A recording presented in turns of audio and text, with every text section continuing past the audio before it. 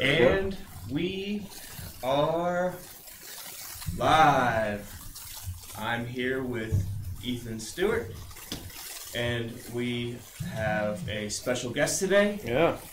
Welcome, everybody, to the next Level Up Business Life podcast. Today we are welcoming Seth Mason of Seth Socks and Esports in the local area.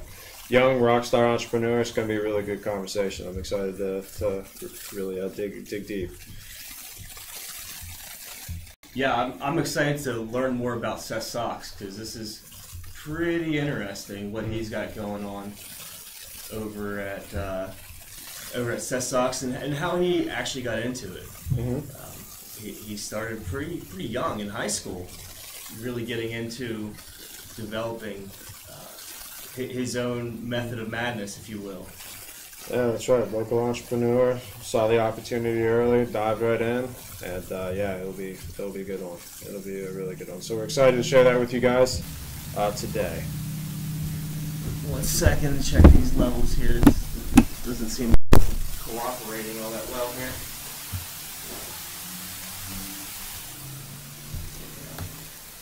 Some technical difficulties as we dive through this here. Let's turn down this game here.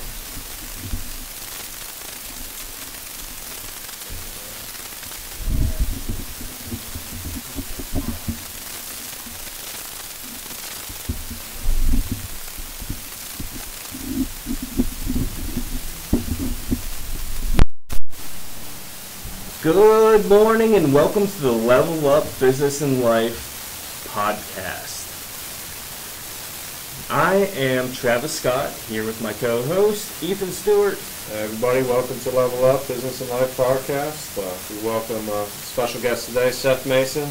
He's a local entrepreneur, runs Seth Socks and Esports in this area. He's a young rock star entrepreneur that started early, saw the opportunity, and jumped right on board, so we're excited to talk with him.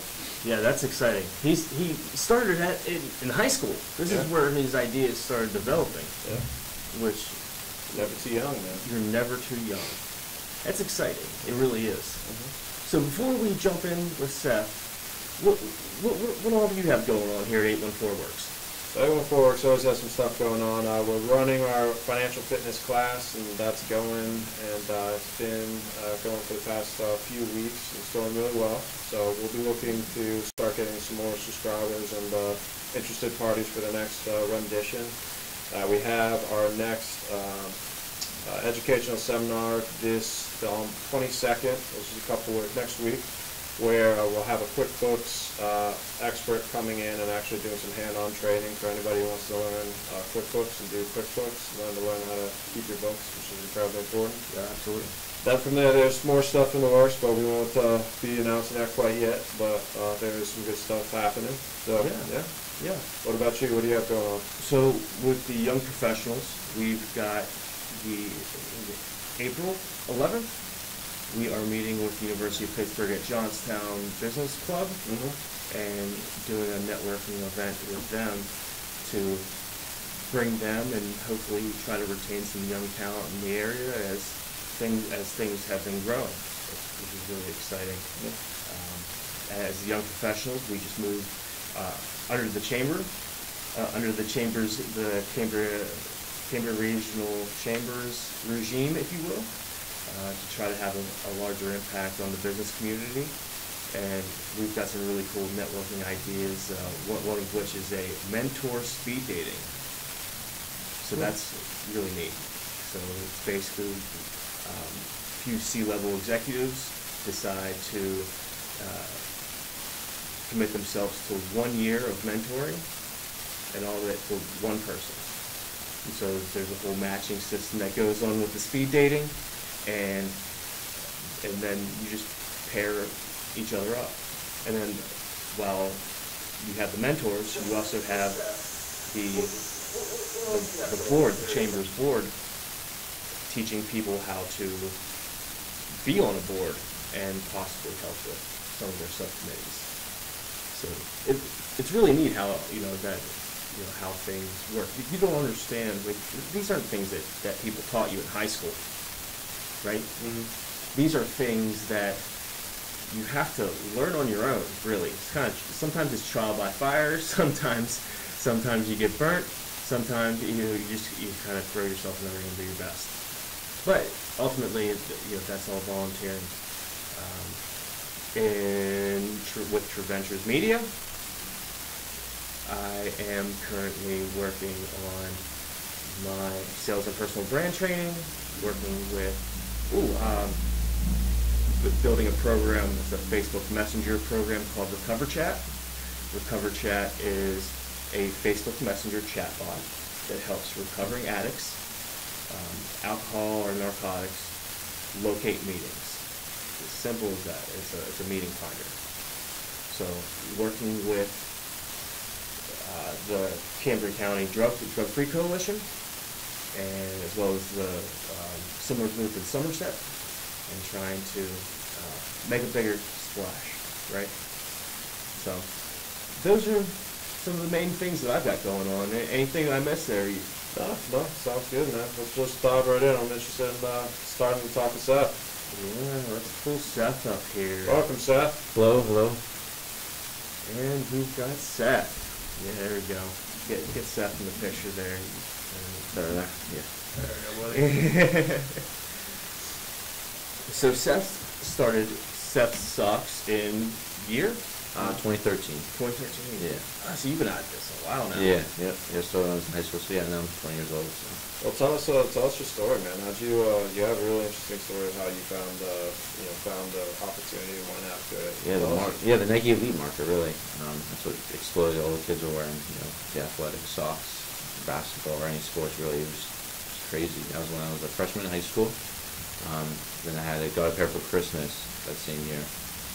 My mom, she, like I told you guys earlier, she caved in, but my dad, so I always make fun of my dad, he shut down the idea, right from the start. Right. So I always, tease him about that still to this day. So, yeah, we started, and my parents, they have a screen printing and embroidery company. They've been doing that for over 20 years, so we had the machines to kind of mess around and play with it. So we tested in our garage for one of our machines. So my dad just got it.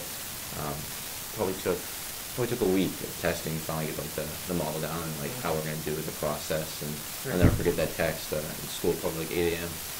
Send me pictures like this crappy looking sock, but it looked good, because we finally did. We finally figured out the process of doing it. So I got on my dad's eBay account. So he used to sell sporting goods. So he built up a bunch of feedback on eBay. So he did positive ratings. So we listed our very first pair, Nike Elite socks. It was like this ocean sunset design. We sold for $54 on eBay. So that's when we really knew, okay, Nice. we're on, this could be potentially huge, market-wise as well. It's exploding. Yeah. So we really built our foundation on eBay before, obviously got really saturated, and now eBay has a really bad reputation lately for scamming and all that. So that's why we really, eBay started all. I remember getting excited selling 5 a day, and all of a sudden got up to 10 a day, getting really exciting, and then the transition really from eBay to Amazon was crazy. So that's really took off Amazon. So people give Amazon a bad rap all the time, but it helps young entrepreneurs or small business owners really reach a global audience. Yeah. That's when we were selling 30-day, 40-day. Yeah. And then Christmas time, it gets insane. Yeah. Thousands, hundreds a day. I remember 500 orders a day. We just shut it down. We just couldn't keep up with orders. So again, shut it down. People give Amazon a bad rap, but it's a huge platform for anyone, because anyone can go really. As long as you're an established business, you have some experience selling some other platforms or brick and mortar, you can get on Amazon and get approved and reach millions of people. I'm curious, how did you know to go about that? Test it on eBay first. How did you know the business process of, okay, you got the sock, you figured out how to print on it. Where do I sell it? Most people don't really know that step. So my parents have experience selling on eBay. They used to have a sporting goods store. So my parents, they're used to selling stuff on the internet and eBay. So my dad was really a connoisseur of that era, that early e-commerce era. So that's what he recommended. Without my parents' help, obviously wouldn't be. How old are your parents? My parents, they are 51 now. Okay. So, yeah. It sounds like they're kind of entrepreneurial themselves. Yeah, so my mom's small business 20 years. My dad worked for the state, it was close to over 10 years. So Okay. worked at PennDOT, upper management. Left that, benefits, everything. Took the risk to help my mom grow her business, and it's paid off ever Nice. since. So yeah, it was a huge Yeah. risk taking. Gave up his retirement, everything, just to help my mom grow her business. Family businesses are a great thing. You know, and you know, in most cases these days, parents are very scared when their kids tell them that they want to start their own business. I know my whole family, you know, until I started really showing them, hey, this is what I'm doing, and this is like kind of burn the boat, like your dad did with Penelec. Yeah. You know, that's really the hard thing. But for you, coming out of high school, pretty smooth transition Yeah. because you had that kind of support. But still, that's a huge, you know, the fact that your mom is texting you a picture of this mangled sock that they sent over, you know, the first one, right? Do you frame it? Yeah, I still have it. Do you? And I still have the very original Good. pair that I got. You for, have to. Christmas, yeah. You know, it's, you know, business is a series of mistakes. Right. And, you know, that was your first one. But then you know, not the sock in, you know, in itself, but the actual product, right? Yeah. In the process, the trial error, Yeah. that's all. And you're not Right. going to succeed 100% of the time. Right. And a lot of people get discouraged these days too. When they put something online and doesn't sell right away, or you know, Yeah. customers don't come through that door right away. They get kind Gotta of keep discouraged. pushing It's not the right customer. Yeah.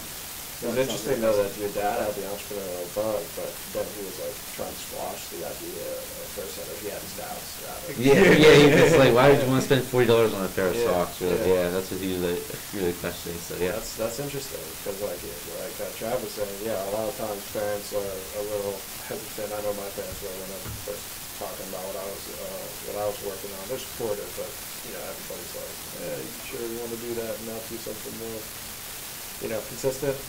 But as an entrepreneurial family, you'd think that they would be like, oh yeah, I'm on board. But actually, the ones that I've heard, it's funny, the ones that the entrepreneur parents, and when they hear that their kid is thinking about starting something up, they're actually a little more hesitant because they know what it takes, you know, they know what it is and what, yeah, they went through, so they're like, Right. as a parent, you don't necessarily want your kid to go through all that stuff, but it's awesome to hear that you guys are all on the same page now. Yeah, and I grew up in my mom's business, so I really learned probably from I was like Yeah. 10 or 11, like we print shirts, like go after school, sort shirts, count them, box them, and you know, Ship. that process. My parents were really open with the finances and how much stuff costs, and I was learning this all at, you know, middle school age. You learn all this profit, But losses, that's where you need labor to be. work, That's you where know, you need to learn that. value your those time. types of So things. yeah, that's where I really learned. I was a step ahead of everyone else, really learning that information. Would you say you were always like confident, you always knew you were going to be an entrepreneur, you were always going to start something? Yeah, I think that's why my parents were really open, you know, to Yeah. the finances at a young age, because they saw my interest in business and Mhm. entrepreneur, and you know, the money aspect and the risk taking and everything else. Yeah. Because well, obviously business is risk. Every day is a risk. You don't know. Right. You could just shut off right now. Your customers could never come back. You know, so it's Yeah. and you know, that's from the small business side of it. You have to provide for your whole family too, so you're relying on every single order and making sure nothing gets messed up. Right. Because you're losing money for everybody. There's no one getting a salary at the end of the day. It's Right. it's up to you guys to make it work. Right. So I love that. We love that too. So Yeah. a grind effect as well. So. Yeah, that's kind of the. It sounds like you have a competitive nature. Yeah, like I played like high school athletics. Yeah. I never really like brought that competitive side. I don't mean like that athletics, but like business. Yeah. Well, I say that because I see the competitiveness, and like you're not necessarily competing with someone; you're competing with yourself. Yeah. In business, because that all relies on you, right? The bringing home that dollar Yeah. at the end of the day, that all lands on your shoulders.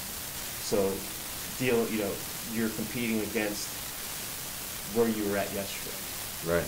Right. And you're always trying to get better every day and increase your orders and make more money, because Yeah. it's the goal. You don't want to. So let's talk about revenue streams. So you said Amazon. Yeah, Amazon Now- is the number one stream. Where are you? That's your number one stream. Yeah. Even So, right now. Yep. Nice. Nice. So, and then my website, it's sethsocks.com. We sell on there.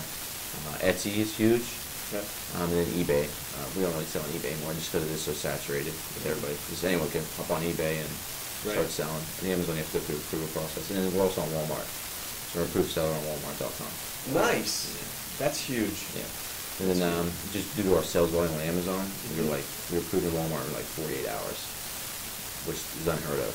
Wow. Because they really go through the process, making sure you're a legit seller. So, because they're obviously their reputation is going to Walmart. So. Yeah. So are you getting into Walmart retail as well? No, not right now. Okay. The only retail location we have is in the Galleria Mall, and it's just like a little kiosk. But we do have some plans of possibly franchising in the malls, and getting some brick and mortar stores as well. Yeah. Yeah. Speaking of franchising, so you have another business as well, right? Yeah. So esports. So you might have heard of Altitude Gaming Altitude Gaming here in the Galleria Mall. I started that last year, so last March. Yeah. So that's like you walk in, and what's the experience like? Yeah, so it's right now it's $5 an hour and then $10 for an all-day pass. You can do play all the hottest games. So right now we have pretty much every game, sports games, Fortnite, Apex Legends, everything really mainstream. We also have like virtual reality you come in and play. So yeah, it's just a gamer How many VR machines do you have? We only have one right now. You have one? Yeah. Well, so for everybody listening that doesn't necessarily know, could you describe what like esports is and why you decided to get into that business? Yeah, it's just like esports is competitive gaming. So just like how there's varsity football, same aspect applies for esports. Just two teams facing off in a game competitively. Yeah. Playing for.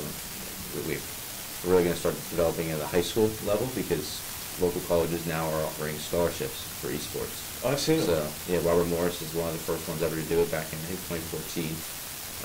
St. Francis just contacted me. They're doing their program starting 2020, 2021. So it's coming here in the local area, so I want to really get the high school foundation built. I'm a little bit of a gamer. I play Rocket League. Yeah. Okay. So I was watching, they had the one they had, I think it was on Twitch. They had Rocket League championships. Oh yeah. But it was like college, so it was like it was laid out like football or a hockey really, cause I think they were playing hockey or soccer, one of the two. But it was laid out like a soccer match. Yeah. And you had it was 3 or 4 on each team, and like it was University of Auburn versus like Florida State or something along those lines. I don't even know if Florida State has a team, but regardless, yeah, that's how it's set up. I see exactly where this is going. I actually watched a documentary on NBA 2K. So with NBA 2K, like you create your own player, correct, and it has all of these stats. But these, it's obviously you're not going to have a giant that can shoot 3 points. 3-pointers. It has to be. Yeah, you have an archetype they call them. So. Yeah. So you have an archetype, and they play as if you were you in the game. You just have one player, so it's not like you're managing a whole team. Right. And I think it was like 3-on-3s or 5. I think it was 5-on-5. It was 5-on-5s. And so the best player, so the winning team, each player got like $100,000. Yeah, they get paid salaries at the NBA. They get paid more than G League players, so they get really paid more to play video games than actually play real. Well, one cat MVP, I think he made $500,000. But for all the haters out there, you can actually make money. Oh yeah, right? You go to school, like scholarships are happening now. It's going to only explode here in the next probably 3 to 5 years. Yeah, it's going to be a full rise. I mean, Penn State, I know they won over $100,000 in scholarships last year from those big tournaments. So everybody locked in the rooms playing video games with the dream of one day making a career out of it. Coming to reality. Yeah, and that's the whole point of the concept of the gaming center that we have in the gallery. To your point, is to really make it maybe not so isolating. Yeah. Make it a community. The game where you can meet teammates. You're not locked into your basement. Yeah, you can really meet real people. Right. And share that common bond. And you can log into. I would imagine you can log into the. Log on your own account. Yeah, bring it in. We have state-of-the-art equipment. Yeah. There's a facility. So. Because what's interesting about it is like it's exploding. There's so many people playing these games now. Like Fortnite, that's the one that I think of every time. This is no well-known one. This is like huge. Yeah. The modern day Star Wars. Yeah. That's what it's going to be. Yeah. Everyone knows about it. Everyone's heard of it. Mm-hmm. So everyone's played it. Yeah. Right. everyone's watched it, so it's pretty crazy. People are suing them now. What Yeah, are the, it's how big it is. Yeah, true, they already have people come to that. Well, Yeah, it's that how big it is. The billions of Right. dollars are bringing. The, People the, are the gonna. signature dance moves is Yeah. what's really getting them. What are the biggest games that you see people play? Like, what are the most popular? It is Like, Fortnite. Lately, Apex Legends actually came out. That's a pretty popular game, but it's mostly been Fortnite, Right. which has helped this the gaming center concept because before gaming centers they can't afford to pay $60 for 16 stations. It just didn't make financial sense. But Fortnite's free, so it helps the concept. So I got in at the right time in this business. Like I said, last year was when I really started the concept for the gaming center. Right. It's Yeah, been I working think out. that you said how it's free, and that is a really crazy concept now because the Fortnite is making, I remember the one kid, family member, he didn't even want to get paid in money. He wanted to get paid in V-Bucks. Yeah, buy Like- skins and that's how they make their money. Yeah, And it's so they- that model's taken over. We're really now a lot of games want to go free and Yep. have some sort of loot box or skin Premium. Yeah. Freemium, that's right. It's that pay-to-play model. because you're going to get them hooked with the free. It's going to Right. entice them to play it. Right. Okay, instead of $60, then you forget about it. Okay, Right. $60, but it's free. I'll download it. I'll Yeah. try it. The All of a sudden DLC. you're hooked. And you're hooked, yeah. And then you want to pay money. Oh, it's a free game. I'll spend $10. I don't know how much I play. Right.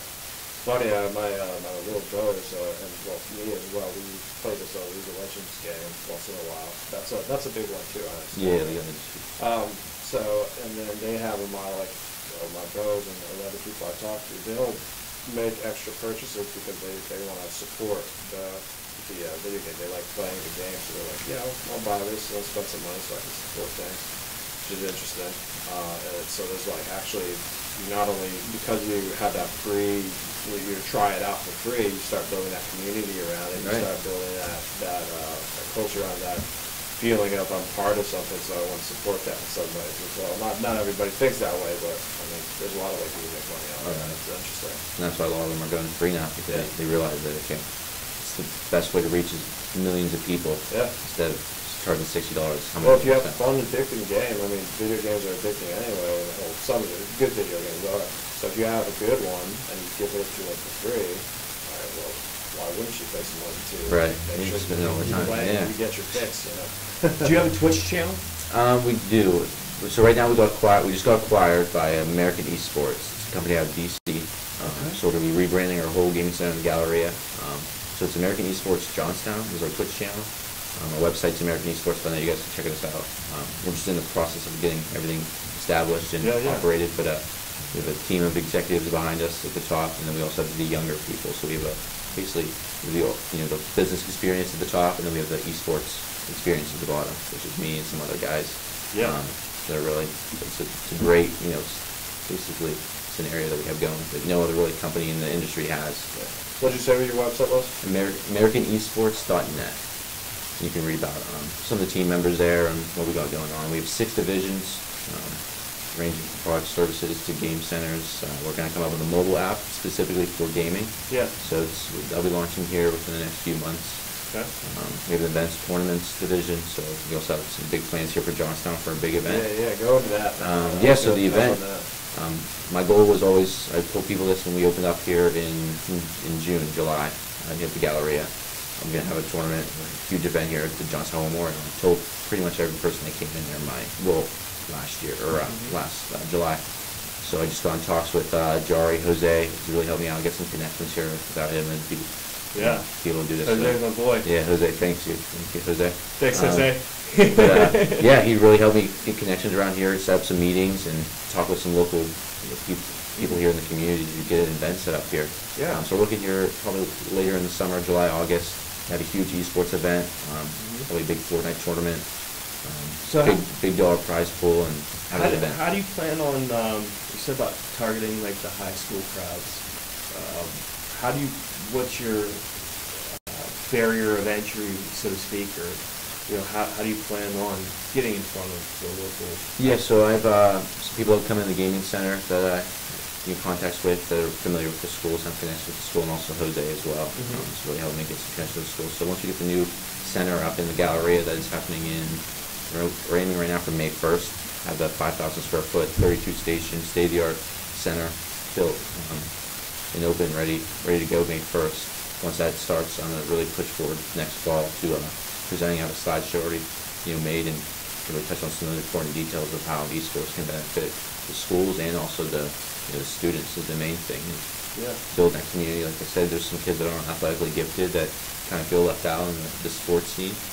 Get that recognition, and esports is a fantastic way for all those kids to be, involved with the school spirit and sort. So I think that's the biggest. It really is. And it's a great bonding thing because if you love video games, it's a great way to make this easy. I see it all the time with little 8-year-old, 9-year-old kids coming in here, no idea who they are. They sit right next to each other. They're both playing Fortnite. Okay, so we like Fortnite. You want to play with together? Yeah, let's hop in and do a game together. All of a sudden, they had each other, and they go home and play together. There you go. You just made new friends. So I see the concept right there. It's already built. It's great. It works. Community, a great way to actually start being more social. Yeah, it helps kids. Yeah, exactly, because there's something in common right there in front of them. They see it. So it's not as awkward to talk to somebody and become friends. So it's great friend maker. Some of those kids are all socially awkward or aren't particularly. 100%. So I gotta ask you. So I know as a kid we all played. We're all gamers here. So what was your favorite game as a kid, or what was your first game as a kid? It would have been Call of Duty Modern Warfare 2. Okay. That was the best. Yeah, so that was when it was when Call of Duty peak, man. So I probably put like 18 days in that game. Like game time days, so like 18 straight days. Not 18 straight, but like over the lifetime of that game, for 18 real life days. So some of my friends have played in more 20, but again, it was a great way for during the summertime. My friends can connect with each other. We're always talking, and it's a great way for also males. Because I think we have an issue now socially where it's a great way for us to kind of communicate with each other and talk to each other about our problems or anything going on in our lives. We're all a friend group. We can do that online. Absolutely. Stay connected. Anything going on in our lives, we can talk. I've got friends in Kansas City, Colorado, and California, and we'll all, I'm sorry, not California, Oregon, and we'll all jump on and, just catch up. Sitting there, how's the wife, how's the kids, right? How's the job, and, just talking and having fun and relieving stress. Exactly. I think that's the biggest thing. You get that social interaction, with a group of your friends laughing like you're there in person. Right. You hear them right through the mic. So. And you see them you're playing a game. So you're playing together. So it's that team building, that bonding, everything. So that's another, important thing that I'm bringing to the high schools is that the team building aspect of it too, and the competitiveness. And I think there's all great positives with having an organized sport, especially for esports too. Some of those kids, like you said, aren't involved in things as sports, so it brings that competitive side out because everyone has that competitive side to them, no matter what they're doing. So, and also obviously the team building, the communication, everything. So it's important with jobs, if working, you have to communication is key. Esports, the same thing. You have to communicate what you're doing with your teammates, where you're at, everything else. So I tell people you have to have three hobbies, right? One to keep your mind sharp, one to keep your body sharp, and one to keep your wallet sharp. So I asked people, how many of those do you have? Sounds like, the esports, there's a lot more of the mind sharpness.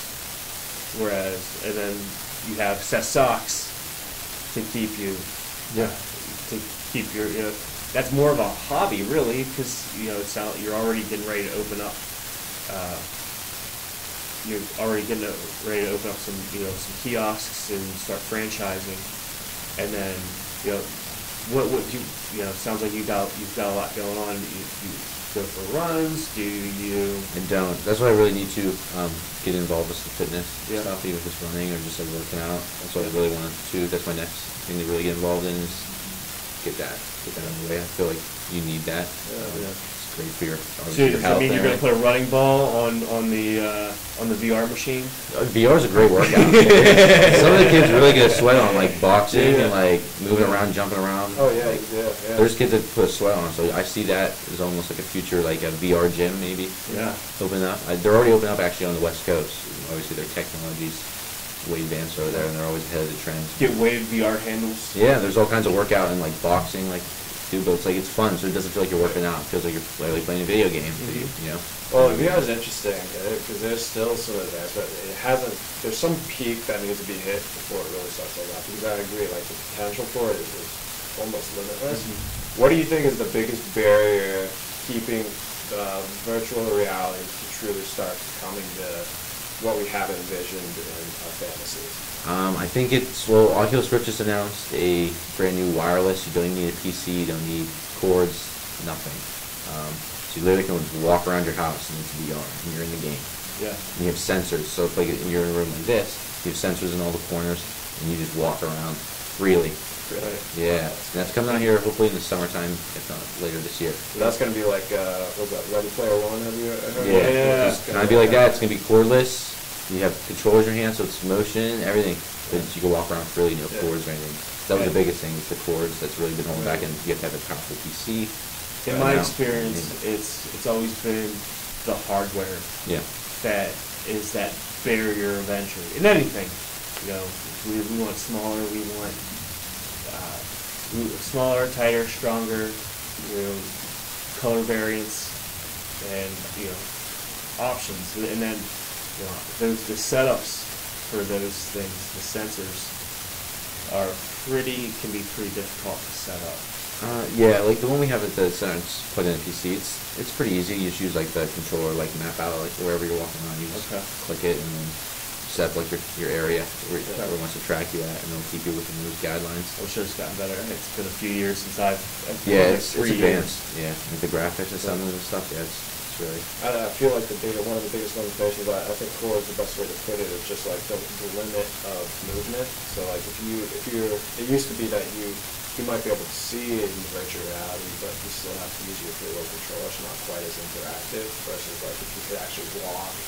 I've seen some of this stuff, like I think in the West Coast there's a whole like room that you just have your virtual reality goggles on. You go in and it's like you have like your play gun and whatnot. You go in and actually like it's like an interactive room, virtual reality center. I mean, it's nuts. I haven't listened to concepts, but that's where it could go.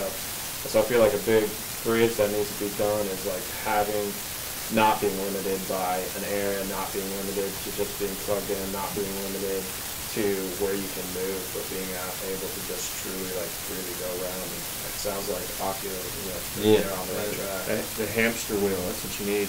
Yeah, almost like a treadmill kind of thing where you can like run on or track you, like something like that. Exactly. That way you can just like literally stand there, but like it'll track your movement with your feet. So like you start walking to the left, walk you to the left, and you're gonna be able to really just stand in place. Or something like that. Jump and tuck and roll. Yeah. So what do you do for fun, man? Sounds like you just work. I think mainly play video games at night. So that's most of my fun. So then it sounds like both businesses are kind of tied to passions or interests. Yeah, just like the business. Like you never go like the Pittsburgh Knights, so they're with the Pittsburgh Steelers. Like went up to Pittsburgh, went to their office, Pittsburgh Steelers office. The conference rooms were named after the Super Bowl championship. So just experiencing some of that stuff just keeps it going, keeps me going. It's because you never know who's going to send you an email. Just like with American Esports, those investors contacted me. The only reason they found out about me too was from a WJAC article that they wrote about me. So like any publicity, that's another advice to any business. It doesn't matter where it's from. Exactly. Anything you do, like a podcast or anything, doesn't matter because you don't know who's going to see it. It only takes that one person to see it. Like in my case, a WJAC article. They found out about me and they sent me an email if you're interested, and so here I am today with American Esports. So that leads me to the next. We're really expanding too, so we're franchising the gaming center. So we're looking to open up another location in Greensburg, and eventually Pittsburgh, probably later I would say probably next year, early next year, if not sooner. They're looking to have a corporate office, like 15,000 square feet, to be in Marina in Virginia. we're also working with some big universities right now. So. Nice. Now you said you were working with the St. Francis. Do you know if there's any other local colleges that are? I've been reaching out to some local schools. Like I said, once one gets on the train, right. I think they're all going to follow because it's a great recruiting tool. Right. And that's what St. Francis, really emphasizes. It's a great marketing thing for them. Bringing the kids, taking for a tour. Oh yeah, we have an esports center. And they also recognize that, okay, all these kids are playing video games in their dorms. Yeah. Let's not make it so isolating. Let's bring them. So they want to have something in the common area where it's like six stations where the kids can go in their little common area and they all can game and interact with each other and have fun. And, so that's the biggest. It adds a lot to the student life. Yeah. Because then they can have weekly tournaments and it really makes meet new people. Like you said, it just goes around in a circle too. They're making new friends now through it, so it's a great way. There's some college students from another state to come in here and join the esports program, and there you go. You have a friend pool that you can pick from now. We all have a common interest and a passion. So. I know whenever my brother and his friends came over, we'd set up. I think we'd have 2 rooms going because we were playing Halo at that time.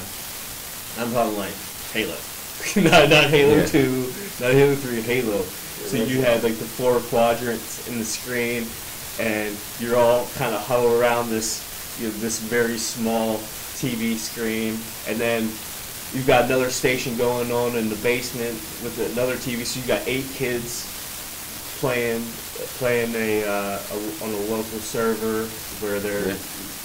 I mean, but kids are yelling at each other. You're looking at my screen. I'm not looking at your screen. Oh yeah. What's the other thing? Yeah. That was always the argument, man. Quit looking at screen cheater. Screen cheater. Screen cheater, man. Yeah, that was a good time. Those were the best. The split screen days. Yeah. But that's a great point. That was a ton of fun. That was one of my favorite parts about it. You could just talk shit to your friends and just it's awesome. But it went away from that because we got live, Xbox Live and all that stuff. Now everybody was just online and there was no interaction, just over voice. You're kind of coming full circle. You're coming back around to the setting that people can have that interaction again with tournaments. And that's why the birthday parties have been really successful. The parents said a lot of the kids are bringing their friends will bring their TVs and Xbox over to our house and in the basement. Multiple parents have told me these kids are doing this now. They're literally just going to their houses to play video games. In person. Take my Xbox with me. Yeah.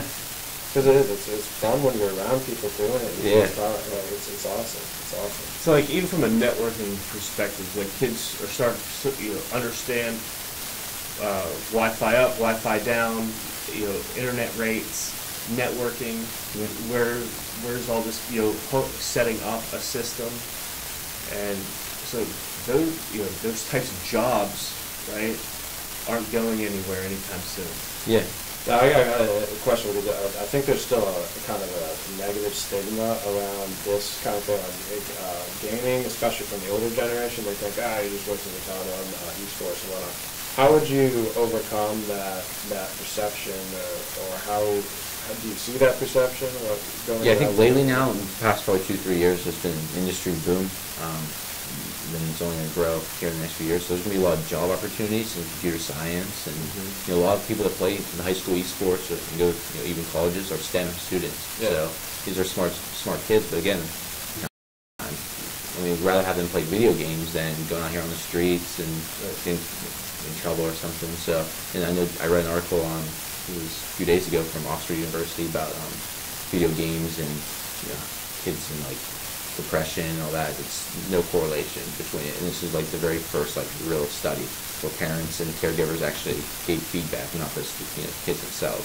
Yeah. So no anger issues or anything. So it's not directly related to video games, and that was really the biggest negative impact on games was wasting too much time. Yes, and it's also kids that buy on video games are really bad for them. They're going to do all these things, but this is just not the case with that. That's one of the biggest articles that came out, recently just came out, so that really helped. And like I said, I think the industry, there's going to be a lot of job opportunities. So with American Esports, we're going to be starting an academy.